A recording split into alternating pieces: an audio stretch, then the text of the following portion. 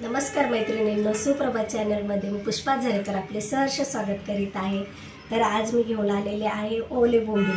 हे बघा, ओले बोंबील आणले, त्याचे साईडचे जे पंख आहेत ते सगळे असे काढलेत मी आणि स्वच्छ असे धुवून घेतलेले आहेत मस्त। आणि हे मीडियम साईजचे बोंबील आणले, जास्त मोठे पण नाही आणि जास्त लहान पण नाही, असे मीडियम बोंबील आणलेले आहेत। आणि आता आपल्याला हे मस्त असे क्रिस्पी फ्राय करायचे आहेत। कोलंबी पण आणली सारासाठी, पण मी थोडीशी कोलंबी इथे फ्राय करायला घेतली। मोठी कोलंबी आणलेली, त्याचा पण आतला असा धागा काढून स्वच्छ धुवून घेतलेले।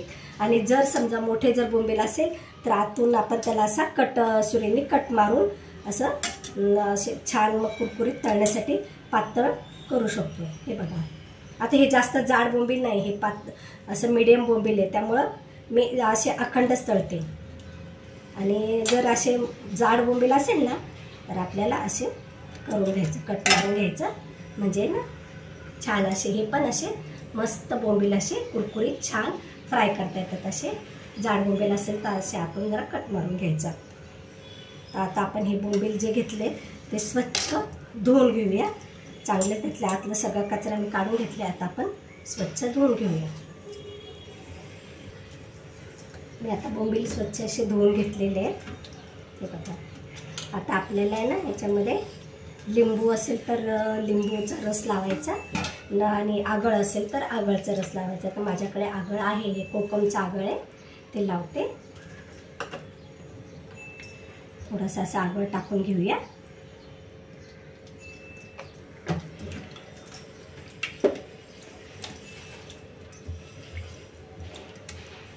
आगळ लावून घेतल्याच्या नंतर आता आपण याच्यामध्ये मीठ टाकूया। मीठ टाकून घ्यायचं आपल्या चवीनुसार, आपल्याला जसं हवं तसं तेवढं मीठ टाकून घ्यायचं। आलं लसूण पेस्ट असेल तर आलं लसूण पेस्ट, हिरव्या मिरचीची पेस्ट ही पण खूप छान लागते। तर मी त्याच्यामध्ये मीठ टाकून घेतलेले आहे। पाणी सुटतं, मीठ टाकल्यानंतर आहे ना पाणी सुटतं।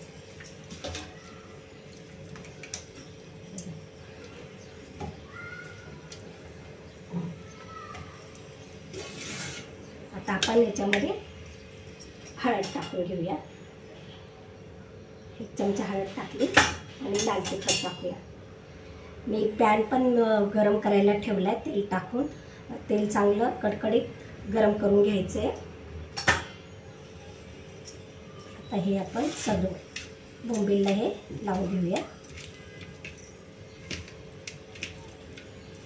आणि आता आपल्याला तळण्यासाठी ह्याचं तांदळाचं पीठ आणि रवा हा घेतला आहे मी। कधी कधी ज्वारीचं पीठ असते ते पण घेते, पण तांदळाचं पीठ असेल तर तांदळाचं पीठ घ्यायचं, थोडासा रवा घ्यायचा, त्याच्यामध्ये मिक्स करायचा। असं छान बोंबीलला हे असं लावून घ्यायचं, असं छान लावून घ्यायचं बोंबीलला। हे बघा, आता आपले हे लावून झालेले आहे। तर आपलं तेल पण चांगलं तापलेलं आहे, आता आपण फ्राय करायला घेऊया। आता हा रवा आणि तांदळाचं पीठ आहे ना, हे घेतले मी, हे मिक्स करून घेते। सर्व असं एकत्र मिक्स करून घेते।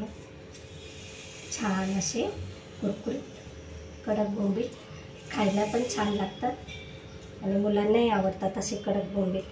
आता मी तेल तापायला ठेवले, आपण बोंबील टाकून घेऊया। तेल तापले त्यामुळे मी गॅस कमी केला आहे आणि फास्ट गॅसवर नाही करायचं, जरा मंद गॅसवरच बोंबील भाजायचे। फास्ट गॅस केला ना तर सगळं जळून जातात आणि आतमध्ये तसंच कच्चे राहतात। जरा ना मंद गॅसवरच फ्राय करायचे आहेत आपल्याला। ते सगळे बोंबील आपण घालून घेऊया।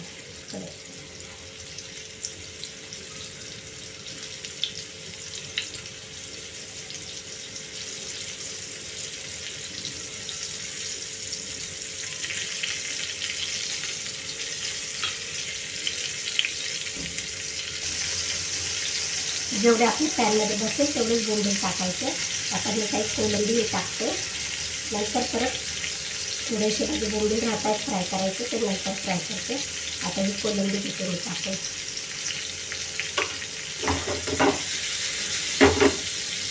गॅसवर आपण हे भाजून घेऊया. बघा तर मैत्रिणींनो, आता आपण हे जे बोंबील टाकलेले गॅसवर कमी तर आपण याला मिक्स करून घेऊया.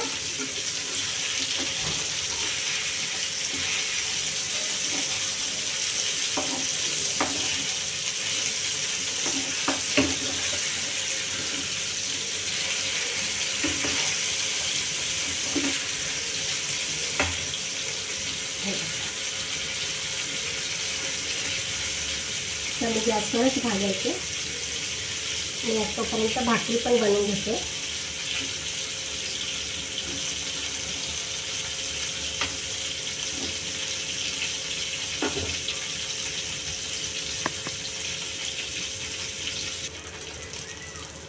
बघा तर मैत्रिणींनी आता आपले बोंबील फ्राय करून झालेले आहेत.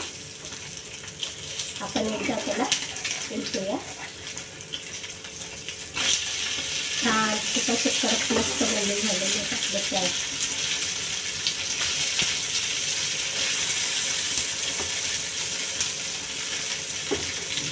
आपले भाकरी पण झालेत तोपर्यंत बनवून.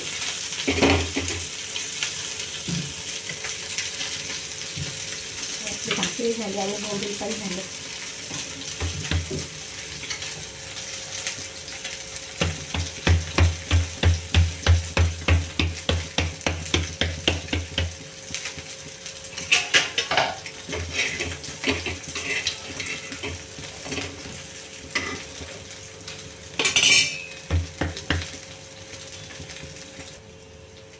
आता आपण हे बोंबील काढून घेऊया.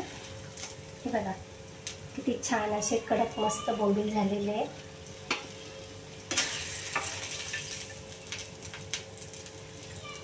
आणि कोलंबी छान कडक कुरकुरीत झालेली आहे.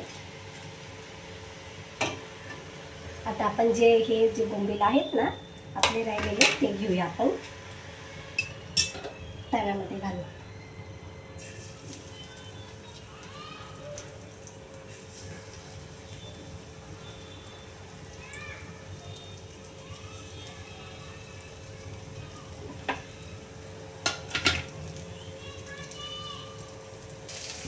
चला तर मैत्रिणींनो, आपले आता हे मस्त असे कडक कुरकुरीत बोंबील असे तयार झालेले. हे बघा कोलंबी पण छान अशी कडक कुरकुरीत झालेली. आता त्याच्याबरोबर आपली मस्त गरम गरम ज्वारीची भाकरी बनवली. ही ज्वारीची भाकरी बनवली आहे.